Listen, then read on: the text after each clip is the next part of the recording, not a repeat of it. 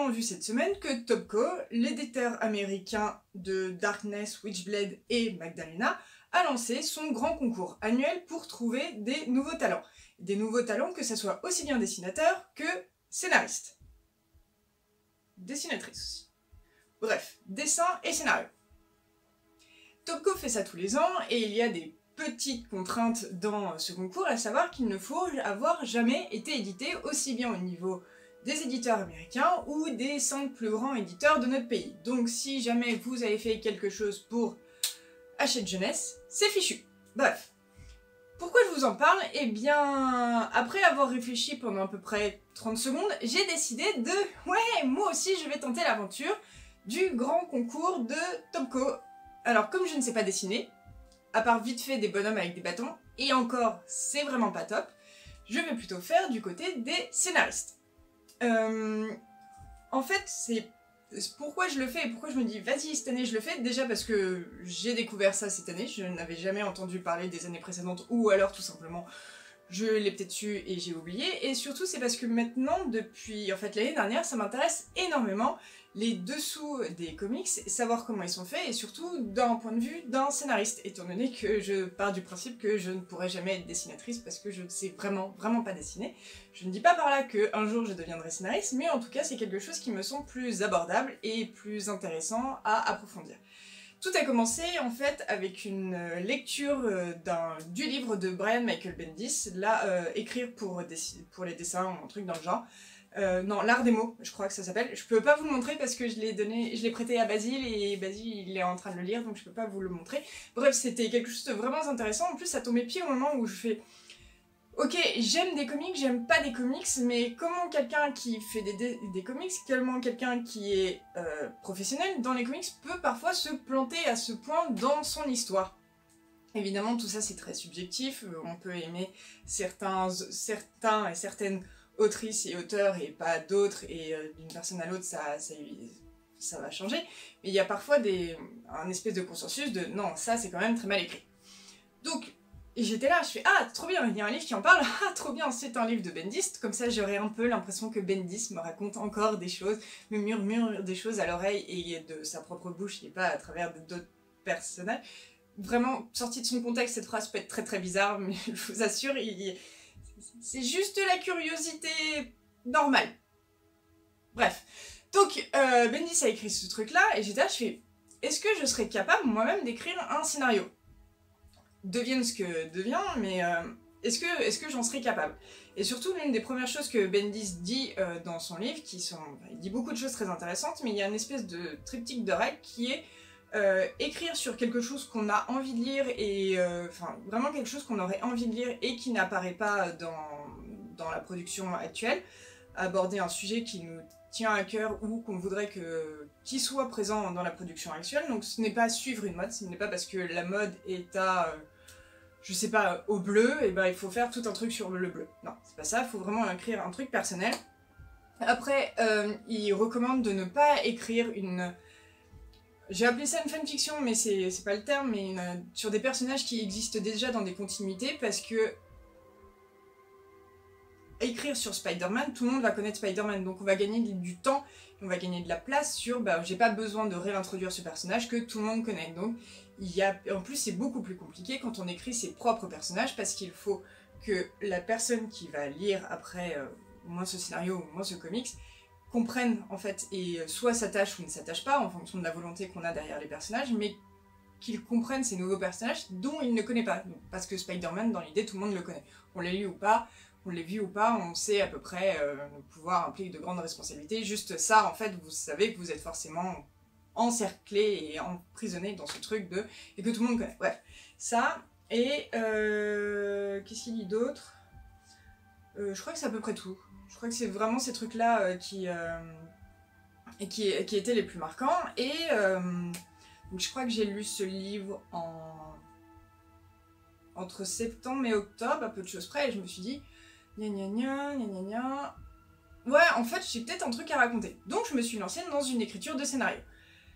C'est censé être en 5 issues, enfin je pense en issue américaine, étant donné que c'est ce que je lis. Quelqu'un qui fait de la BD ou du roman graphique, bref, qui ne pense pas en issue, va penser en pages directement en disant bon, bah, j'ai besoin de tant de pages. Moi, finalement, j'ai réparti en 5 issues parce que c'est on va dire la méthode de construction que je connais, parce que c'est ce que je lis. Et je me suis lancée dans l'aventure. Je me suis un peu lancée n'importe comment. En soi, c'était assez drôle parce qu'en même temps que j'écrivais, je me suis dit ah, mais ça serait bien aussi que j'apprenne un peu plus de technique et que j'apprenne aussi comment on écrit une histoire. Et Basile, qui s'intéresse beaucoup au cinéma, a vu beaucoup de vidéos sur le cinéma, et on n'a pas vraiment la même chose du côté des comics, ce qui est bien dommage, parce qu'on pourrait faire tout autant. Il a vu plein de vidéos que j'ai vues et que maintenant je comprends quand il râle ou quand il apprécie certaines choses. Maintenant j'arrive à comprendre de quoi il parle, et souvent il a raison. Et il m'avait parlé de ça. Je fais oh non, c'est bon, j'y vais et tout. Finalement, au bout d'un moment, je me suis mis à le lire et si j'étais là, je fais ouais, ça c'est bon. Non, ça c'est pas bon. Bon, c'est pas grave, je vais pas y aller. Et finalement, il va falloir que. J'ai eu un problème à un moment sur la menace qui est. Bref, j'ai été catastrophique. Toujours construire la menace avant d'écrire et écrire la menace en même temps qu'on écrit les personnages principaux. C'est tout ce que j'ai à vous dire. Sinon, c'est l'enfer, parce que si vous commencez avec une menace qui n'est pas bien définie, vous direz « Ah, c'est pas grave, je vais la définir au moment de mon histoire et à un moment où ça sera crucial », ça ne retombera pas sur ses pieds, et c'est ce que dit très bien John Kirby dans l'anatomie d'un scénario. Parce que finalement, que ce soit scénario, d'un film, d'un livre, d'une bande dessinée, d'un comics, d'un manga, de tout ce que vous voulez, finalement, les règles seront les mêmes parce qu'il n'y a pas 36 000 choses. Ah oui, il y avait ça aussi que Bendis disait dans son livre, c'est que en gros, il y a entre 3 et 5 histoires universelles, et évidemment, après, on va broder tout autour, en fonction des personnages, ça changera, le début, mais finalement, le gros de l'histoire, il y a 3 ou 5 scénarios universels, et on n'arrivera pas à s'en sortir, et il a pas tort. Bref, ça, vachement bien. Très compliqué, vraiment très compliqué, que des fois, il donne des exemples où c'est des films qu'on n'a pas vus, parfois, il y a... Et je suis pas tout à fait d'accord avec tout, notamment avec la manière d'aborder les choses, et c'est parfois très... C'est comme ça, c'est la loi. Je suis pas ouf. Enfin, je suis pas d'accord avec tout, mais c'est quand même très intéressant, et j'en ai lu que la moitié, parce que c'est quand même très long, et que j'ai une vie à côté. Et sinon, c'est vraiment très bien. L'autre chose que tout le monde me disait, c'est « Ah, il faut que tu lises L'art invisible de Scott McCloud. » Oui, parce que j'ai oublié le titre et qu'il est dans ma main. Et j'étais là, je dis « Oh non, c'est bon, et tout. » Je fais... Parce que je dis non de base, et puis après je fais ouais d'accord je vais regarder, et je l'ai lu, et c'est très très bien. Alors le premier en fait il est pas pour nous, enfin, il est à lire pour nous, mais au final il est pas à notre destination, c'est vraiment expliquer c'est quoi la bande dessinée, et pourquoi la bande dessinée ce n'est pas que des images et des mots, et si on aime la peinture et qu'on aime les romans, et ben ça peut fonctionner, parce qu'en fait c'est un autre art. Une question aussi d'art séquentiel, et ça vient avec la théorisation de Will Eisner, que je n'ai pas lu et qu'il faudrait vraiment que je lise, parce que finalement c'est toute cette histoire de théorisation moi, qui m'intéresse aussi dans les comics, je trouve ça merveilleux. Et bref, il explique ça. Donc ce truc-là est vraiment à mettre entre toutes les mains, parce que on peut lire des études de texte, on peut lire des études de peinture, mais finalement pourquoi on peut lire aussi des études... Enfin bref, vous avez compris, on peut lire des études sur n'importe quelle partie de l'art. La bande dessinée, dans sa grande généralité, dans son grand ensemble, est de l'art, c'est même le 9e art, et il n'est pas moins important, même si dans certaines études ou académies ou concours de je ne sais pas quoi, on nous dit merci de parler de musique classique, de grande littérature, ou de grands films tels que Kubrick, mais de ne pas parler de bande dessinée, de ne pas parler de science-fiction, et de ne pas parler de jazz aussi, c'est vrai que j'adore lire de la science-fiction, des BD de science-fiction en écoutant du jazz. Pas du tout. Bref, c'est vachement bien, et Scott McCloud, donc je ne sais pas ce qu'il a écrit de ses vraies productions en bande dessinée, enfin en comics, bref. Je veux dire comics et bande dessinée, et finalement ça voudra dire à chaque fois la même chose. Et après il a complété en réinventer la bande dessinée. Réinventer la bande dessinée, là il est vraiment pour nous et à destination de toutes les personnes qui veulent se lancer dans la bande dessinée, parce que réinventer la bande dessinée dit il y a des grandes lacunes et des grands manquements dans la bande dessinée, dans la production de la bande dessinée. Donc c'est écrit ça au début des années 2000, donc il faut aussi remettre un peu dans son contexte. Mais il manque des choses, notamment il manque des femmes, il manque des minorités, et il manque ces points de vue là. Oui, j'ai retenu ça, bizarrement. Et donc voilà, il dit il faut ouvrir plus le monde, il faut sortir des codes ou des récits qu'on connaît et aller au-delà parce qu'il y a beaucoup d'histoires qu'on ne connaît pas, qui n'ont pas encore été écrites et qui méritent d'être écrites comme n'importe qui. Et après, il a fait la bande dessinée que j'ai tout lu. J'ai lu les trois livres de Scott McCloud. Faire de la bande dessinée, finalement, il s'adresse là beaucoup plus aux dessinateurs et dessinatrices.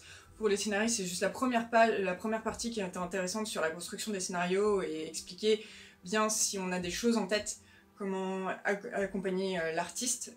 Après, tout le reste, c'est un peu plus sur la technique, sur est-ce que ça sera du champ contre champ, de la profondeur, pourquoi il faut pas que toujours tout explose et pourquoi parfois il faut que les layouts soient plus simples et plus carrés. C'est aussi très intéressant. Mais voilà, on va dire c'est beaucoup plus technique dessin, donc j'ai fini par lire en diagonale, mais ça n'empêche que c'est vraiment très intéressant, surtout si vous voulez faire du dessin. Lisez tout, mais prêtez attention à ce que dit Scott McCloud dans faire de la bande dessinée. C'est ça, yes, pour une fois, j'ai le bon titre. Bref, donc je me suis lancée dans mon histoire, dans mon truc perso, et j'ai ce cahier, qui maintenant ressemble à un cahier d'adolescente. J'ai mis plein de stickers partout, c'est très très drôle. Et j'ai pas écrit dedans, j'ai écrit directement, mais en fait j'ai mis des layouts. C'est une chose que j'ai appris en faisant ce qui est l'équivalent de l'issue 1, c'est que en fait j'écrivais mon scénario, et je fais bon bah là je vais avoir besoin de ça, donc des fois je me retrouvais avec des pages à 7 panels, et finalement les pages à 7 panels c'est vraiment la chose à éviter. Moins, plus, pas 7. Pourquoi? Je ne sais pas. Est-ce que c'est une règle? Je ne crois pas, mais en tout cas c'est ma règle. 7 c'est la merde. Et ça... En fait 7 ça montre... Enfin moi à chaque fois j'ai utilisé 7, ça montrait que bah... J'arrivais pas à regrouper certaines choses entre elles et que bon bah il fallait que je mette des choses et c'était mal structuré. Donc 7 j'essaye vraiment d'éviter. Et je crois qu'en plus dans mon histoire il y a toujours des panels à 7, des pages à 7 panels, mais bon. Bref, j'essaye d'éviter. Donc voilà, donc je mettais mes layouts, et en fait c'est aussi pour ça que je tente de faire une étude sur les layouts, c'est sur notre compréhension des layouts et l'organisation des panels. Layout c'est l'organisation des panels, et pourquoi c'est important, et pourquoi c'est pas juste des cases les unes à côté des autres. Parfois si, parce qu'il faut montrer des choses et donc on va changer le point de vue, mais parfois non, et ça veut vraiment raconter des choses. Et voilà. Genre en gros, à un moment... Voilà, ça c'est le truc naturel, et j'ai décidé de changer, donc ça passera comme ça. Ça a un effet assez important, et ce n'est pas pour rien que ça passe dans ce sens-là.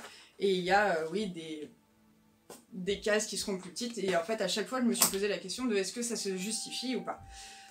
J'ai pas du tout fini, il me reste l'issue 5 à écrire. J'avais au début comme objectif de me dire bon bah je vais finir ça pendant les vacances, j'ai 3 semaines de vacances, je vais pouvoir le faire. Pas du tout, parce que pendant mes 3 semaines de vacances je suis allée à la plage, j'ai dormi et j'ai lu, et finalement j'ai pas eu le temps. Et aussi il faut faire un dossier, et je suis donc sur la phase dossier, donc là j'ai un peu abandonné l'écriture de nouvelles choses, mais me suis lancée dans... la conception de mon dossier, et qui est à faire en anglais, c'est un enfer. Et bref, je ne vous parle de ça, mais ce n'est pas du tout le but de cette vidéo, parce que le but de cette vidéo, c'est de vous parler de Topco. Donc je me suis dit, ok, donc Topco lance son concours, et il y a certaines règles. Il faut, du côté des scénaristes, il faut faire une histoire qui tient en 20 pages. Ce n'est pas la première issue d'un arc, c'est vraiment une histoire qui tient dans 20 pages, donc en fait l'équivalent d'un feeling, si vous voyez ce que, en gros, remplir, ou comme disent David Lopez et David Lafuente, feeling, les sentiments. Donc ils avaient fait toute une vidéo pour parler de ça, et évidemment ils faisaient la blague sur feeling, remplir, ou feelings, les sentiments. Ouais, c'est une blague de nerd, et je sais pas pourquoi je vous la fais, mais vraiment cette vidéo est très drôle.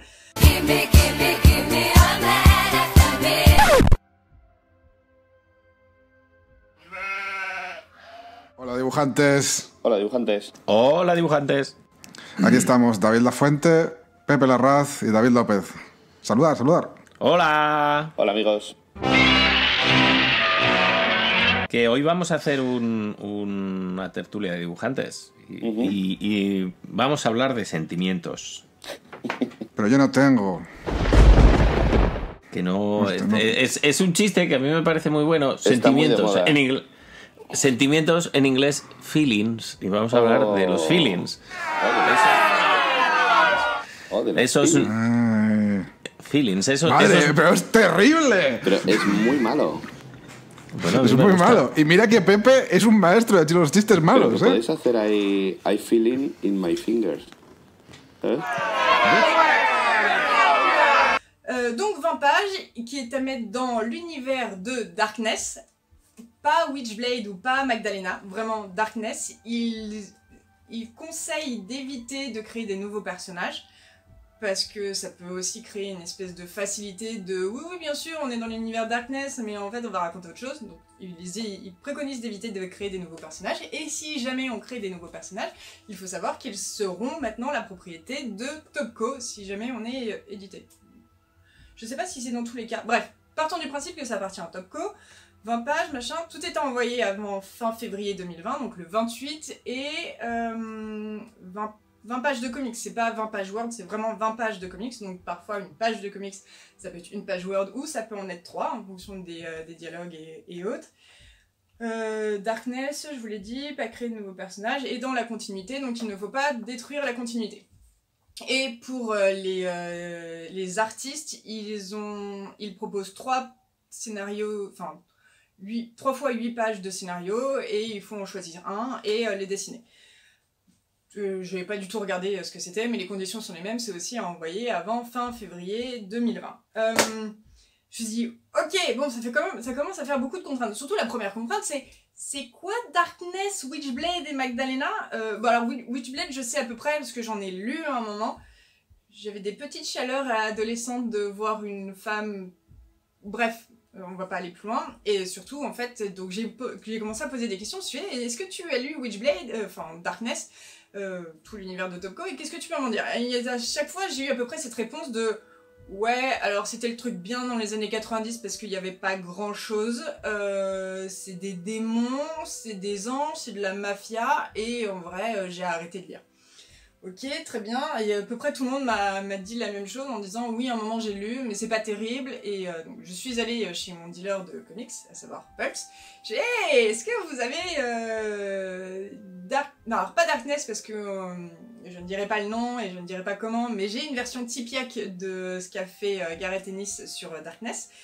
Va me faire des économies parce que vu les dessins qui sont de Silverstreet, je ne dis pas que Silverstreet c'est pas bien, je dis juste que je n'aime pas beaucoup et que de toute façon c'est ce qui est la production des années 90 et je suis bien contente de finalement pas avoir lu beaucoup de comics des années 90 parce que j'aime pas beaucoup et les femmes n'ont pas d'organes et les femmes, bref, et les hommes ont gros muscles comme ça. Je suis très contente de ce qu'on fait maintenant, donc je me suis plutôt dit, je fais bon, faut quand même que je prenne des notes sur ce qu'est l'univers de Darkness, mais je vais surtout lire ce que fait Topco maintenant, donc à savoir Magdalena de Tiny Howard. Pourquoi je vous en parle? Parce que Tiny Howard a justement gagné le concours d'il y a 2 ans, donc c'est celui de 2017 si je ne dis pas de bêtises, et elle a fait donc Magdalena, et que maintenant elle est chez Marvel entre autres. Et il y a une nouvelle série Witchblade, donc à mon avis, la continuité et tout l'univers n'est pas plus développé, mais au moins ça me permettra de savoir ce qui est produit à l'heure actuelle par Topco et jusqu'où ils peuvent aller. Est-ce qu'ils sont toujours bloqués dans cet univers des années 90 et cette représentation de l'univers des années 90, ou est-ce qu'il y a une certaine évolution? Chez Pulp, on s'est moqué de moi, parce qu'évidemment j'allais lire du Topco, mais voilà, c'est... Il y a plein de challenges dans cette histoire, finalement que je le dis d'avance, que je gagne ou que je ne gagne pas, ça m'est un peu égal. Non, évidemment, si je gagne, c'est cool parce que je vais gagner de l'argent et que je serai publié. Mais au-delà de ça, c'est plus un challenge personnel parce que finalement, je me rends compte depuis que j'ai décidé que j'allais faire ça et que j'ai commencé un peu à réfléchir finalement ce n'est pas évident déjà d'écrire 20 pages. Dans mon cas je suis vraiment très nulle sur les dialogues, donc je fais plein de panels où il n'y a pas de dialogue, sauf que bah, ça retarde un peu, ça ralentit un petit peu le rythme, donc j'ai besoin de pages, donc j'ai besoin d'issues. Donc il va falloir que je règle mon problème de dialogue. Et il va aussi falloir que je tienne dans 20 pages et que j'arrive à faire tout dans 20 pages, et là aussi je me suis rendu compte en écrivant ma propre histoire que j'avais besoin des issues et que c'était cool parce que certes je ne ferai pas quelque chose d'aussi dense, et encore je ne trouve pas que mon histoire est très dense, mais j'ai besoin des 5 issues, donc de 5 fois 20 pages. Ouais, et pas juste direct 20. Donc ça va être intéressant de ce côté-là. Et puis aussi, c'est intéressant d'avoir des contraintes. Parce que finalement, ce n'est... Je ne sais... Là, à l'heure actuelle, je ne sais pas ce qui est le plus simple. De écrire sans contrainte, à savoir, on crée soi-même son propre univers. Donc certes, il faut le présenter, mais on fait ses propres règles. Ou est-ce que c'est plus simple d'avoir un univers très défini, dans lequel il ne faut pas trop sortir, dans lequel il faut comprendre les règles. Donc c'est pour ça en fait que je me lance, parce que c'est Topco, si là tout de suite Marvel faisait la même chose, je serais exactement dans le même embarras. Il pourrait évidemment Marvel dire faites je sais pas moi, des Inhumains. Je serais exactement dans le même embarras, tout en sachant que je connais déjà les personnages, donc je m'évite cette phase de recherche et de travail. Mais ce n'est pas simple, parce qu'il y a des règles, chaque univers et chaque maison d'édition a ses règles, et c'est un peu plus compliqué au final d'écrire sur des personnages que les gens connaissent, parce que les gens ont des attentes, et c'est en ça en fait que faire des critiques de comics, c'est facile, parce que on n'aime pas telle ou telle chose parce qu'on a des attentes. Justement, je vous ai dit que Kelly Thompson m'avait déçu sur Mr. et Mrs. X, notamment parce que je savais ce qu'elle avait vu sur Rogue et Gambit, et là je me suis dit, mais en fait ça m'intéresse pas ce qu'elle propose, elle devrait proposer autre chose, mais c'est quoi le autre chose? Bah j'ai pas vraiment la réponse, et donc voilà, donc c'est... La critique est facile, l'art est plus compliqué, dans tous les cas c'est très vrai. Et évidemment on peut théoriser sur pourquoi on aime certaines choses, on peut théoriser son avis. Je laisse les gens faire ça, je suis très nulle à ça, et ce n'est jamais comme ça que j'ai perçu l'art dans son ensemble. C'est est-ce que ça me fait du bien, est-ce que j'apprécie ce que c'est en train de me donner, et peut-être que ce que c'est en train de me donner, ce n'est pas ce que la personne qui l'a fait avait en tête, mais est-ce que c'est un raté, je ne sais pas, mais souvent je dis j'aime pas. On me demande d'expliquer pourquoi, je me sens bien ou je me sens pas bien, ou ça fait appel à certaines choses que je connais ou pas, donc voilà. C'est pour ça que mes critiques sont toujours un peu foireuses et très superflues, on va dire, et que très enthousiastes ou très dures, mais finalement c'est parce que tout est une question de sentiment chez moi sur ma perception de l'art, et évidemment il est plus facile de comprendre ce que je vais aimer ou ce que je ne vais pas aimer si on me connaît. Donc évidemment quand on... Mais en tout cas, avoir lu toutes ces choses-là me permettent aussi de raisonner un peu plus mes avis, et d'expliquer pourquoi certaines choses fonctionnent ou pourquoi certaines choses ne fonctionnent pas, et pourquoi certaines choses sont bien écrites et pourquoi certaines choses sont mal écrites, juste parce qu'il y a quand même des codes dans tout ça.